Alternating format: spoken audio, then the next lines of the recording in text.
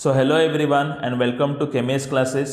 तो organic chemistry के कुछ इंपॉर्टेंट 15 क्वेश्चंस हम लेके आए हैं which is very much important for every single competitive exam. हर कॉम्पिटिटिव एग्जाम में इनमें से क्वेश्चन रहते हैं, तो देखते हैं, सॉल्व करते हैं सम ऑफ द कॉन्सेप्ट्स को, सम ऑफ द क्वेश्चंस को। तो जो पहला क्वेश्चन है इट इज़ इथाइन मॉलिक्यूल का रिएक्शन हम कर रहे हैं HgSO4 और डाइल्यूट H2SO4 के साथ, जिसको हम, इसकी एक नेम रिएक्शन भी होती है जिसको हम कहते हैं कुचेरोव रिएक्शन। तो कुचेरोव रिएक्शन एक्चुअली होती कैसी है? यहाँ पे हमारे पास क्या है, Hg2+ है, वो एक साइक्लिक इंटरमीडिएट बनाता है with the ethyne molecule and उसके बाद उसका ब्रेकडाउन होता है, जहाँ पे हमारे पास क्या है, H+ है, OH- है, डाइल्यूट H2SO4 का कंडीशन है, तो वह ऐड होंगे। Same as Markovnikov rule follow करता है ये। तो ठीक है, इसको मर्क्यूरेशन डीमर्क्यूरेशन भी कह सकते हैं। तो पहला जो प्रोडक्ट हमको मिलेगा, जो हमको Hg2+ और डाइल्यूट H2SO4 कंडीशन देने पे मिलता है, दिस इज लाइक दिस। तो एक जगह पे, एक साइड पे OH लगेगा, दूसरे साइड पे H लगेगा। As it is a symmetrical, तो कहाँ भी लगाओ डजंट मैटर। तो ये क्या बना के देगा, CH2 डबल बॉन्ड CHOH। ठीक है, ये एक टाइप का क्या हो गया, इनोल फॉर्म विच कैन टॉटोमराइज। तो ये क्या हो सकता है, टॉटोमराइज भी हो सकता है। टॉटोमराइज होगी, ये क्या बनाएगा, इनोल है तो वो क्या बनाएगा, कीटो फॉर्म CH3CHO, ऐसा बनाएगा हमको एक इनोल फॉर्म।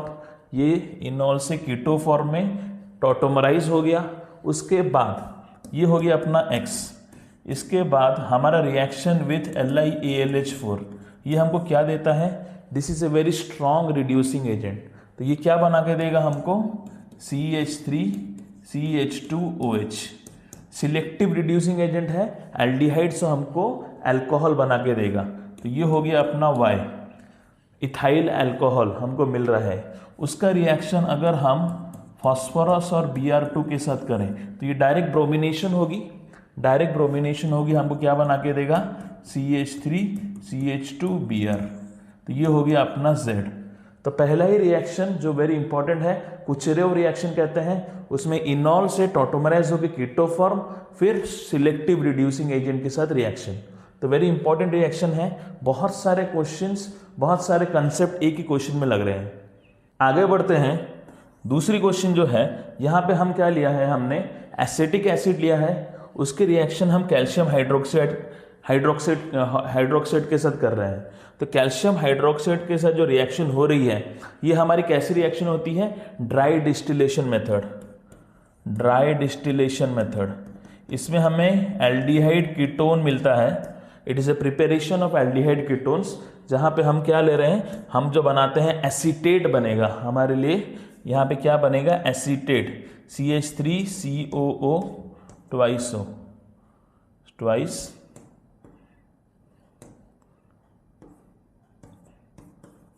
हमें पहले क्या मिलेगा, हमें पहले मिलेगा कैल्शियम का एसीटेट, और यही कैल्शियम का एसीटेट जब इसको हम हीट करेंगे तो ये हमको क्या देगा, CH3CO, plus CO2 plus CaO। ठीक है, अब यहाँ पे हमको मिल रहा है क्या, एसीटोन। ये है हमारा acetone which is product B। अब इसका रिएक्शन हम अगर NH2OH के साथ करें, तो ये क्या देगा, ये नाइट्रोजन डेरिवेटिव है, ये हमको क्या देता है, ऑक्साइम, CH3, ये तो CH3 ऐसे रहा, डबल बॉन्ड NOH। तो ये क्या बन गया, ऑक्साइम बन गया, ये हमारा C, ये है हमारा ऑक्साइम का रिएक्शन।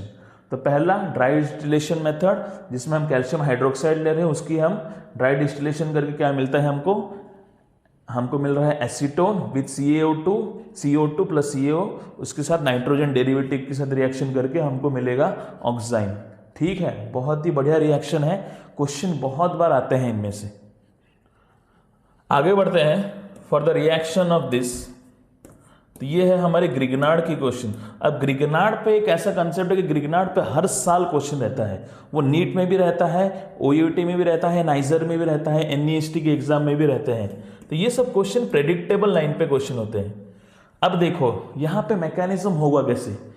Mg मेटल हमने लिया है, ड्राई इथाइल का ईथर का कंडीशन है। देखो यहीं पे कंसेप्ट में हम मात खाते हैं कभी कभी कि ड्राई ईथर दिया है तो मतलब अगर कभी वेट ईथर लिया होगा तो क्या रिएक्शन होगा? नहीं होगा, क्योंकि हमको एनहाइड्रस कंडीशन चाहिए होता है। ये मॉइस्चर की तरफ बहुत ही ज़्यादा क्या अट्रैक्टिव रहता है अपना ग्रिगनार्ड। तो ड्राई ईथर तो बहुत ज़्यादा इंपॉर्टेंट है और ये यूज़ है कैसे होता है? As a solvent only. ठीक है, तो यहाँ पे देखो अब Mg की टेंडेंसी है यहाँ पे भी लगने की, यहाँ पे भी ये लग सकता है। मोस्ट प्रेफरेबल कौन सा होगा? सोचो अगर यहाँ पे अगर हमने ब्रोमीन निकाल दिया तो यहाँ पे क्या है? एक कार्बोकैटायन का फॉर्मेशन, और यहाँ पे क्या होगा? एक benzylic carbocation. This will give an benzylic carbocation. तो ये ज़्यादा स्टेबल है बेंजाइलिक कार्बोकैटायन। तो क्या होगा? पहला Mg हमारा CH2 के साथ ही लगेगा। तो पहले ये Br हो गया, CH2 MgBr। कंसेप्ट ऐसे ही बिल्डअप होते हैं, एक ही क्वेश्चन से बहुत सारे कंसेप्ट। ये हो गया अपना A। अब इसमें हम रिएक्शन कर रहे हैं कार्बन डाइऑक्साइड की, देन एसिडिक हाइड्रोलिसिस। तो ये क्या बना के देगा हमको? ये कार्बन डाइऑक्साइड का इंसर्शन डायरेक्ट होगा इनटू द नियर द अपना ग्रिगनार्ड। ये हो गया। अब ये क्या है? ये बॉन्ड क्या है? बहुत ज़्यादा पोलर बॉन्ड, ये टूट जाएगा अगर हमने एसिडिक हाइड्रोलिसिस किया। तो ये हमको क्या बना के देगा? ये हमको एसिड बना के देगा, CH2COOH। ठीक है, तो ये हो गया हमारा फाइनल प्रोडक्ट। ये हो गया हमारा final product X plus MgOHBr। Side product भी इंपॉर्टेंट है। ये हो गया हमारा X प्रोडक्ट जो सबसे ज़्यादा इंपॉर्टेंट है। तो ये ग्रिगनार्ड के क्वेश्चन बहुत सारे रहते हैं। यहाँ पे कार्बन डाइऑक्साइड का इंसर्शन हो रहा है इनटू द रिंग, तो बहुत ही इंपॉर्टेंट क्वेश्चन है ये क्वेश्चन। ये भी क्वेश्चन बहुत ही ज़्यादा इंपॉर्टेंट है। ये सारे इंपॉर्टेंट क्वेश्चन हम लेके आए हैं ऑर्गेनिक केमिस्ट्री के। ये देखो क्वेश्चन ये क्या है? अपना phthalic acid. This is phthalic acid. अगर 1,4 पोजीशन होता टेरेप्थेलिक एसिड, 1,2 पोजीशन है तो थाइलिक एसिड। अब इसकी अगर हम हीट करें, स्ट्रॉन्ग हीटिंग करें, तो ये हमको क्या बना के देगा? पहले थाइलिक एसिड हमको पहले बना के क्या देता है? लाइक दिस इज, ये है अपना थाइलिक एसिड। तो क्या होगा? वाटर निकलेगा, डिहाइड्रेट होगा।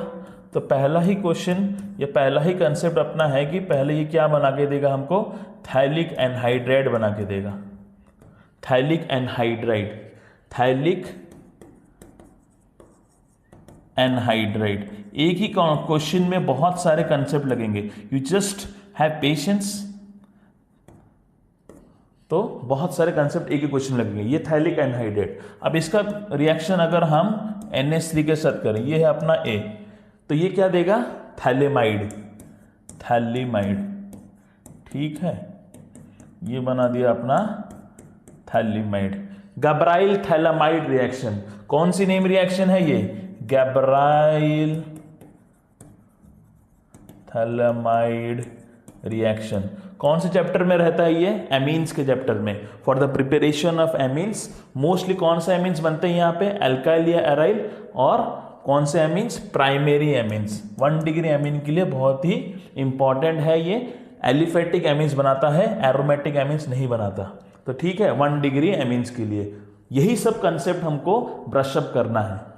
ठीक है, तो ये हो गया अपना थैलेमाइड। उसके बाद रिएक्शन हो रही है इसकी NaOH के साथ करो, KOH के साथ करो, कोई फर्क नहीं पड़ता। तो ये क्या दे देगा? अपने को सोडियम सॉल्ट दे देगा, अपने को सोडियम सॉल्ट दे देगा एनहाइड्राइड का। ये सोडियम सॉल्ट दे दिया और इसके रिएक्शन विद Br2KOH के साथ रिएक्शन हो रही है। अब ये रिएक्शन बहुत ही इंपॉर्टेंट तो है लेकिन बहुत ही लेंदी रिएक्शन है। इतना रिएक्शन मैकेनिज्म हमें आएगा नहीं, तो कुछ कुछ चीज़ें हमको एज अ होल्ड करनी होती है, कुछ कंसेप्ट्स को हमको एज इट इज ग्रैप्स करना होगा। हम सारी मैकेनिज्म एग्जाम में नहीं कर सकते। ऑप्शंस देख के हम we can eliminate the other options which are incorrect. तो ये OH माइनस है, तो ऑब्वियसली ये OH माइनस है, ये अपना एक बेस जैसा काम करेगा। ये इसकी टेंडेंसी क्या होती है, कार्बोनिल पे एक्ट करने की। अच्छे से देखो इसकी मैकेनिज्म एक्चुअली होती कैसी है। ये OH माइनस ही जाएगा इस तरफ, ये फिर उस तरफ। ऑक्सीजन की टेंडेंसी क्या होगी, नेगेटिव रहने की, इलेक्ट्रोनेगेटिव है ये। तो ऐसे ही रिएक्शन मैकेनिज्म होगी। एंड इसके साथ एक रिएक्शन हो रहा है विथ Br2 और KOH के साथ, Br2 के साथ रिएक्शन होता है। ठीक है, यहाँ पे ब्रोमीन लगेगा। और ये कौन सी रिएक्शन होती है, जब हम अमाइड लेते हैं, this is sort of amide. Amide के साथ हम Br2 KOH की रिएक्शन करते हैं, it is known as Hofmann bromamide reaction. Hofmann bromamide reaction, इसको एक डिग्रेडेशन रिएक्शन भी कहा जाता है। तो ये हमको क्या बना के देगा, ये हमको एमीन बना के देता है फ्रॉम द अमाइड्स। उसके बाद उसकी एसिडिक हाइड्रोलिसिस होगी, ये H+ के साथ रिएक्ट करेंगे तो वो हमको क्या प्रोडक्ट देगा, ये जानना होता है। तो ये डायरेक्ट हम लिखेंगे इसकी प्रोडक्ट क्या होती है। ऐसा क्वेश्चन अगर आ गया, you can solve it directly. Mechanism is very must, बहुत ही ब्रॉड कंसेप्ट है, इसको एक अलग वीडियो में हम एक पूरी मैकेनिज्म इसकी कर सकते हैं। तो फॉर नाउ सॉल्विंग हमारा मेन पर्पस होना चाहिए। तो पहला ये क्या देगा हमको, ये COH यहाँ पे देगा एसिडिक हाइड्रोलिसिस के बाद, और यहाँ पे लग जाएगी हमारी कौन सी ग्रुप, NH2 की ग्रुप। ठीक है, वाया कौन से इंटरमीडिएट या फिर कैसे स्टेप से ये जाता है, this whole reaction occurs via isocyanide group, isocyanide के हो ऐसे NCO, ये फिर रीअरेंजमेंट होगा, इसको कहते हैं रीअरेंजमेंट रिएक्शन भी। ये हमें फाइनल प्रोडक्ट मिलेगी जिसको हम कहते हैं एंथ्रानिलिक एसिड, एंथ्रानिलिक एसिड। ये हमारी E रिएक्शन है, very important reaction is this. ये पूरी मैकेनिज्म हम आराम से कर सकते हैं, लेकिन इसकी मैकेनिज्म करने का कोई फायदा नहीं। अगर आपको कोई भी प्रोडक्ट ऐसा मिले, this sodium salt of phthalic anhydride, उसके साथ अगर रिएक्शन Br2 KOH हो रहा है तो वो क्या देगा, और NaOH यहाँ पे हो रहा है रिएक्शन हॉफमैन ब्रोमामाइड के थ्रू। इसके बाद ये डायरेक्ट एसिडिक हाइड्रोलिसिस होकर आपको एक एसिड देगा, एसिड एंथ्रानिलिक एसिड इसको कहते हैं। NH2 भी लगा है, COH भी लगा है। तो इसको एज इट इज याद रखना है, बहुत ही इंपॉर्टेंट रिएक्शन है ये, बहुत ज़्यादा इंपॉर्टेंट है। आगे देखते हैं फॉर द रिएक्शन। और यहाँ पे क्वेश्चन दिया है एसिडिटी ऑर्डर। तो ऑर्डर बेस्ड क्वेश्चन भी बहुत सारे रहते हैं इन ऑर्गेनिक केमिस्ट्री। तो एसिडिटी ऑर्डर क्या हो जाती है, किसी भी चीज़ की एसिडिटी कैसे होगी, अगर -I ग्रुप लगा हो, -I ग्रुप लगा है अगर एसिड के साथ, ये सब एसिड है, -I ग्रुप अगर लगा है तो एसिडिटी क्या होगी, बढ़ेगी। लेकिन अगर +I ग्रुप लगा है तो एसिडिटी कम हो जाएगी। तो यहाँ पे देखो, यहाँ पे -I ग्रुप ये है, NO2 is a -I group, ये भी -I ग्रुप है, OH is a +I group, और ये तो नॉर्मल अपनी बेंजोइक एसिड है। तो अगर ऑर्डर के हिसाब से अगर हम देखें तो यहाँ पे क्या है, ये है NO2 is at the ortho position to the acid, इसको हम क्या कहते हैं, ऑर्थो इफेक्ट भी कहते हैं। तो क्या ट्रिक रहा, अगर एसिड के ऑर्थो पोजिशन पे एक इलेक्ट्रॉन विथड्रॉइंग ग्रुप लगा हो, अगर एसिड के ऑर्थो पोजीशन पे एक इलेक्ट्रॉन विथड्रॉइंग ग्रुप लगा हो तो उसकी एसिडिटी सबसे ज्यादा होती है पारा से भी। यहां पे ये नहीं कंसेप्ट लगाना कि स्टेरिक हिंड्रेंस कुछ होता होगा या कुछ होता होगा, नहीं, ये क्या है, ये इलेक्ट्रॉन विथड्रॉ करेगा। इलेक्ट्रॉन विथड्रॉ कर रहा है तो रिंग की जो एसिडिटी है या रिंग की जो अपनी डेंसिटी है उसको क्या करेगा, कम करेगा। तो एसिडिटी को क्या करेगा, बढ़ाएगा। तो सबसे ज्यादा एसिडिटी किसकी होगी, A की, उसके बाद B की, उसके बाद D की, और सबसे कम होगी किसकी, C की, क्योंकि यहाँ पे अपना एक +I ग्रुप लग रहा है। ये इलेक्ट्रॉन क्या रिंग को देगा उल्टा, तो मतलब बेसिसिटी बढ़ा रहा है, एसिडिटी को कम कर रहा है। कंसेप्ट बेस्ड क्वेश्चन, ऐसे ही क्वेश्चन को अप्रोच करना है हमको। यहाँ पे हमने क्या सीखा, ऑर्थो इफेक्ट के बारे में सीखा। आगे बढ़ते हैं for this reaction, question number 6। तो ये रिएक्शन कैसे हो रही है, मिथाइल ग्रुप लगा है, NH2 ग्रुप लगा है। जैसे कि हमको पता है NH2 is a very strong activating group, very strong activating group. तो ये 2 4 6 पोजीशन पे ऑर्थो पैरा डायरेक्टिंग है, हर जगह सब्सटीट्यूट करेगा।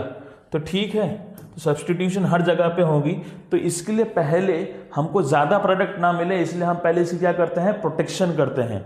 और प्रोटेक्शन के लिए हम क्या यूज़ करते हैं, एसिटिक एनहाइड्राइड। एसिटिक एनहाइड्राइड तो हमको क्या बना के देगा, ये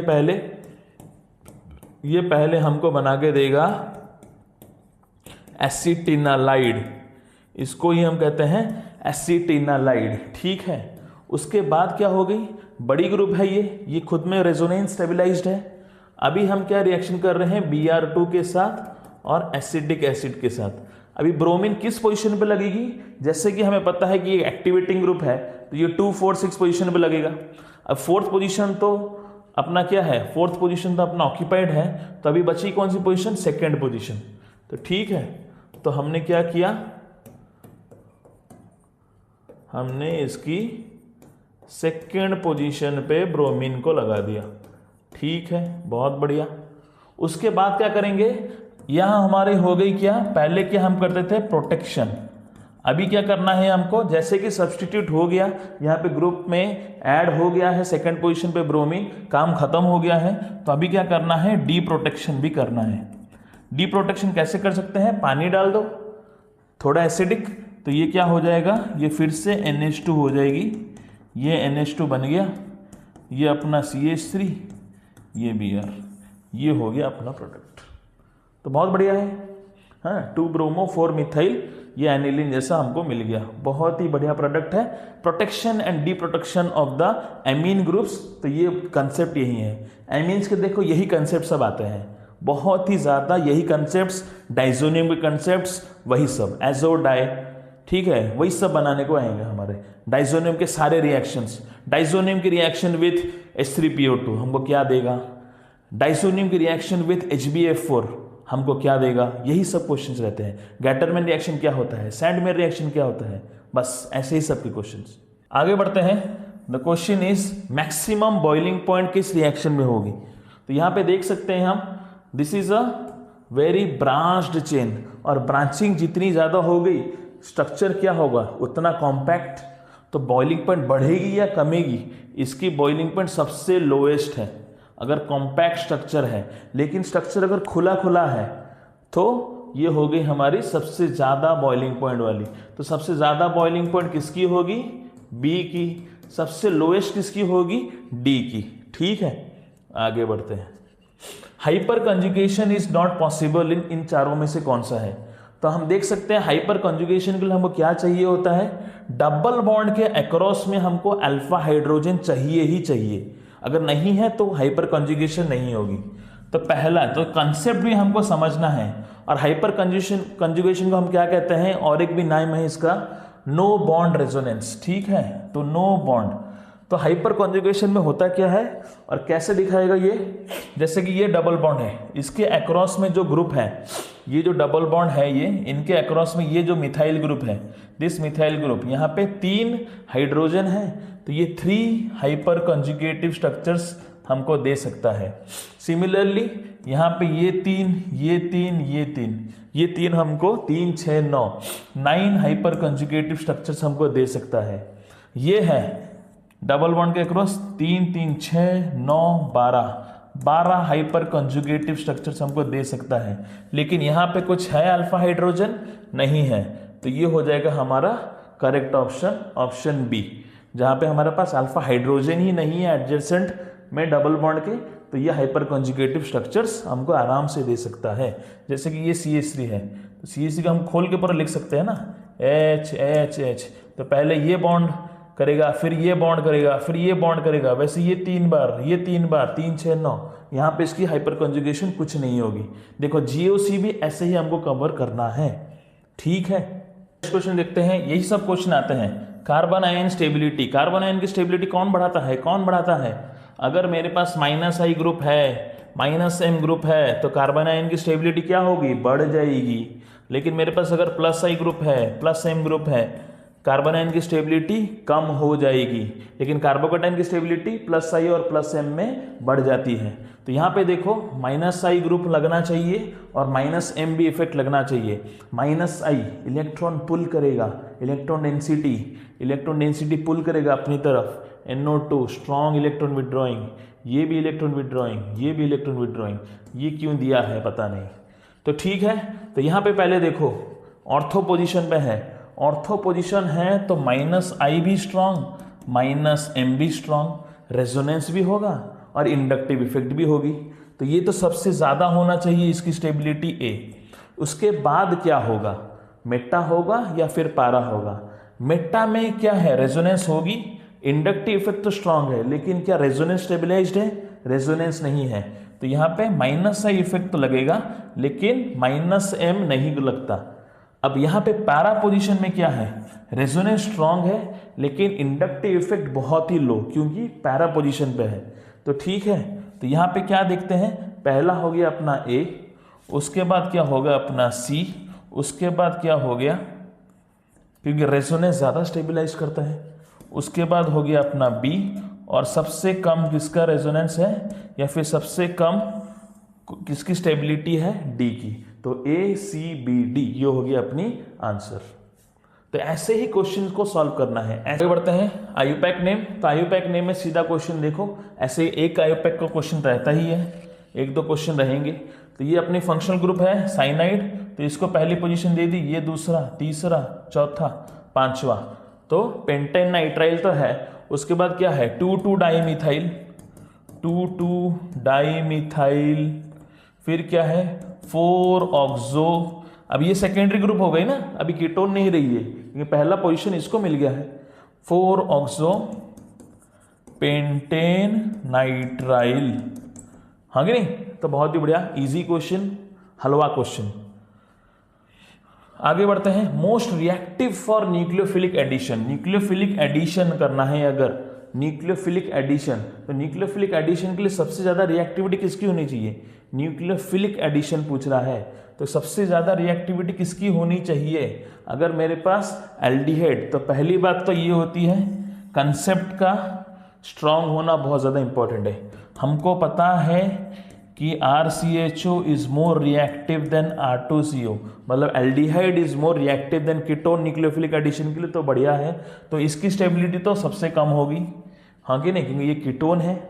अब दूसरी बात, अगर मेरे पास न्यूक्लियोफिलिक एडिशन करना है, न्यूक्लियोफिलिक, तो मुझे क्या ग्रुप चाहिए, इलेक्ट्रॉन विड्रॉइंग चाहिए या फिर इलेक्ट्रॉन रिलीजिंग चाहिए। ऑब्वियसली मुझे इलेक्ट्रॉन विड्रॉइंग चाहिए, तो सबसे ज़्यादा स्टेबिलिटी किसकी होगी, ए की होगी ना, सबसे ज़्यादा स्टेबिलिटी तो इसी की होगी।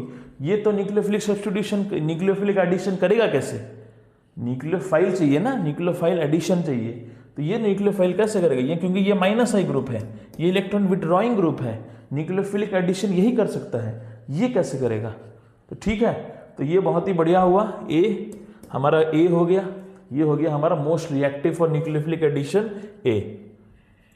12 नंबर क्वेश्चन बहुत ही बढ़िया क्वेश्चन है, डाइजोनियम का क्वेश्चन है, डाइजोनियम का क्वेश्चन है, उसका रिएक्शन विथ एनिलीन के साथ। तो ये क्या देगा, HCl निकल जाता है, तो हमको क्या बना के देता है ये, एजो कंपाउंड। कौन सा कंपाउंड, एजो कंपाउंड, कुछ ऐसा देगा हमको, प्लस HCl।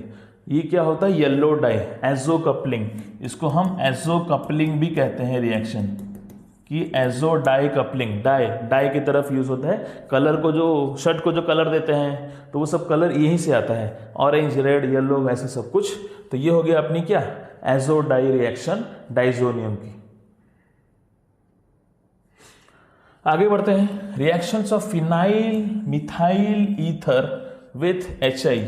फिनाइल है मिथाइल ईथर, तो ये हो गया अपना विथ HI। तो पहला क्या स्टेप होता है, स्टेप 1 क्या होता है, पहले ऑक्सोनियम कैटायन बनेगा, ठीक है, पहले क्या बनेगा, ऑक्सोनियम, ठीक है, बहुत बढ़िया।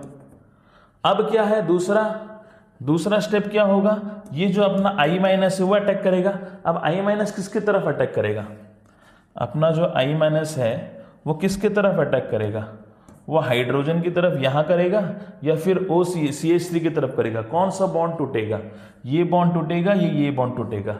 हमको पता है कि फिनाइल, ये जो OH ये वाली जो बॉन्ड है ये हमारी ज़्यादा स्टेबल है as compare to OCH3 bond, हाँ कि नहीं, क्योंकि ये पार्शियल डबल बॉन्ड देगा, हाँ कि नहीं। फिनोलिक ग्रुप हमें पार्शियल डबल बॉन्ड कैरेक्टर देगा, एराइल ग्रुप है, तो ये क्या होगा, ये हमारी रिएक्ट करेगी किसकी तरफ, CH3 की तरफ, और ये हो गया अपना फिनॉल।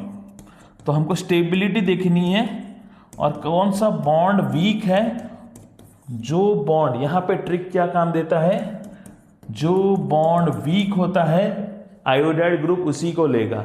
अब मुझे बताओ ये मैकेनिज्म कैसी रिएक्शन होती है, SN1 होती है या SN2 होती है, कमेंट में बताना, और क्या इससे रिलेटेड कोई नेम रिएक्शन है वो भी बताना। ये होता है कि इसके लिए अनसिमेट्रिकल ईथर्स के लिए, ठीक है। तो ये ही कंसेप्ट था, बहुत इंपॉर्टेंट कंसेप्ट है। तो ये क्या बना के देगा हमको, फिनॉल, ठीक है, बहुत ही बढ़िया कंसेप्ट। इसको क्या कहते हैं, इसका एक नाम भी है एनीसोल। आगे बढ़ते हैं, SN2 रिएक्शन किस में फास्ट होगी, SN2 हमें पता है SN2 किस में फास्ट होती है, 1 डिग्री, 2 डिग्री, 3 डिग्री। SN1 की अगर बात करें 3 डिग्री, 2 डिग्री, 1 डिग्री। इससे भी ज़्यादा किसकी होती है, एलाइलिक, बेंजाइलिक, विनाइलिक, ये सब की। तो ठीक है, तो यहाँ पे सबसे ज़्यादा प्राइमरी अगर कोई हमको कार्बोकैटायन दे पाए तो वो हमारी होगी स्टेबिलिटी। तो ये क्या हमको प्राइमरी कार्बोकैटायन देगा, अगर ये गया तो ये तो हमको सेकेंडरी कार्बोकैटायन दे रहा है, तो ये तो नहीं होगा। ये हमको टर्शियरी कार्बोकैटायन देगा, ये भी नहीं होगा। ये भी हमको सेकेंडरी कार्बोकैटायन देगा, तो कौन सा होगा ये, this will give us primary carbocation. तो SN2 के लिए रिएक्टिविटी किसकी होती है, 1 डिग्री की सबसे ज़्यादा, तो ये हो गया। रिएक्टिविटी क्वेश्चंस बहुत ज़्यादा रहते हैं, ठीक है। अब क्वेश्चन तुम कमेंट सेक्शन में बताओ कि हम कैसा सॉल्वेंट यूज़ करते हैं, SN2 के लिए कैसा सॉल्वेंट यूज़ करते हैं। सेकेंड चीज़ होती है मोड ऑफ अटैक क्या होता है SN2 में, SN1 में हम कैसा सॉल्वेंट यूज़ करते हैं, और रेसिमाइजेशन क्या होता है, what do you mean by racemisation. ये सब मुझे कमेंट सेक्शन में बताओ, इंटरैक्टिव होना चाहिए सब कुछ।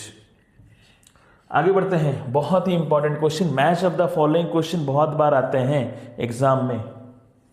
लास्ट क्वेश्चन इस सेशन का, जो मैच द फॉलोइंग क्वेश्चन बहुत बार आते हैं एग्जाम में। तो देखो क्वेश्चन कैसा है, एसिटिक एसिड दिया है, लिस्ट को मैच करना है। एसिटिक एसिड है, यहाँ पे मैकेनिज्म कौन सी रिएक्शन, नेम रिएक्शन के बारे में, FC रिएक्शन मतलब Friedel craft reaction. Acetic acid हम किस में यूज करते हैं, क्या स्टीफेन में हम यूज करेंगे, हम स्टीफेन में क्या यूज करते हैं, हम साइनाइड ग्रुप यूज करते हैं, लेकिन CH3CN है, उसकी रिएक्शन अगर हमने HCl के साथ की तो वो हमको क्या देगा, CH3CH double bond NH, imine. उसके बाद क्या होगी, एसिडिक हाइड्रोलिसिस, तो ये बना के देगा क्या, एल्डिहाइड। तो क्या होता है, स्टीफेन कौन करता है, एसिटिक एसिड नहीं, सोडियम फेनेट नहीं, मिथाइल साइनाइड, यस। तो ये हो गया पहला। उसके बाद एसिटिक एसिड कौन करेगा, रिएक्शन कौन करेगा, HVZ रिएक्शन, हेल-वोलार्ड जेलेंस्की में हम क्या यूज करते हैं, रेड फास्फोरस, और उसके साथ कोई भी हेलोजन अगर यूज करेंगे तो वो अल्फा हेलो कंपाउंड हमको देता है। तो एसिटिक एसिड की रिएक्शन होगी HVZ रिएक्शन के साथ। सोडियम फेनेट, ठीक है, ये हो गया सोडियम फेनेट। वो कौन सी रिएक्शन शो करता है, कोलबेस हर समय। इसकी रिएक्शन कैसी होती है, CO2 के साथ होगी, ये हमको क्या देगा, OH, सैलिसिलिक एसिड। तो क्या हो गया, कोलबेस रिएक्शन। टॉलविन के साथ कौन रिएक्शन कर सकता है, फ्रीडल क्राफ्ट रिएक्शन हो सकता है। तो फ्रीडल क्राफ्ट रिएक्शन हमारी टॉलविन के साथ हो सकती है। टॉलविन है, इसके साथ हमने कोई भी रिएक्शन की, AlCl3 दे दो, तो ये ग्रुप में लग जाएगा अपना, बढ़िया हो जाएगा। फिडल का रिएक्शन टोल्यूइन दे सकता है। तो मैच द फॉलोइंग क्वेश्चन बहुत बार रहते हैं। नेम रिएक्शन देखो सब कुछ करना है, नेम रिएक्शन छोड़ना नहीं है। Aldol condensation, Cannizzaro reaction, Clemmensen, Wolff Kishner, बोलो वुल्फ किश्नर और क्लेमेंसन में क्या हम रिएजेंट यूज करते हैं, प्रोडक्ट सेम मिलता है या अलग मिलता है। एल्डोल हो गए, इंट्रामोलिकुलर एल्डोल हो गया, गैब्राइल थैलामाइड, हॉफमैन, स्टीफेन, ये सब reaction at finger tips. Finkelstein reaction क्या है, स्वार्ट्स रिएक्शन क्या है, ठीक है, हंट्स-डेकर रिएक्शन क्या होता है, ठीक है, ये सब रिएक्शंस एट फिंगर टिप्स होनी चाहिए। लुकास रिएजेंट किसको कहते हैं, ठीक है, HVZ रिएक्शन क्या है, तो ये सब रिएक्शंस हमको पूरा याद रहना चाहिए। गैब्राइल थैलामाइड हम रिएक्शन किस लिए यूज करते हैं, हिंसबर्ग टेस्ट क्या होता है, एजो कपलिंग क्या है, डाइजोनियम की सारी रिएक्शंस हमें याद रहनी चाहिए, फिनॉल के सारे रिएक्शन हमको याद रहने चाहिए, फिनॉल की सारी प्रिपरेशन हमको याद रहनी चाहिए, रिएक्टिविटी बेस्ड क्वेश्चन हमको याद रहने चाहिए। रिएक्टिविटी बेस्ड क्वेश्चन, जब रिएक्टिविटी बेस्ड क्वेश्चंस बहुत पूछे जाते हैं, रिएक्टिविटी बेस्ड क्वेश्चन बच्चे वहीं पे गलती करते हैं। तो डरना नहीं है ऑर्गेनिक केमिस्ट्री में। Reactive intermediates, carbocation, carbon ion, hyper conjugation, यही सबसे क्वेश्चन रहते हैं, उससे ज़्यादा कुछ नहीं, बस यही सब करना है। तो thank you for watching this video. ऐसे ही हम सेशन बार बार लाएंगे। मोस्ट प्रोबेबल क्वेश्चंस देखो, अभी री नीट भी होने वाला है। क्वेश्चन की प्रैक्टिस जितनी करोगे उतनी ज़्यादा अच्छी है। ज़्यादा प्रैक्टिस होगी, the more the practice, final exam में you will smash it like anything. तो ठीक है, तो ऐसे ही सब क्वेश्चन हम प्रैक्टिस करेंगे। तो thank you for watching and all the best.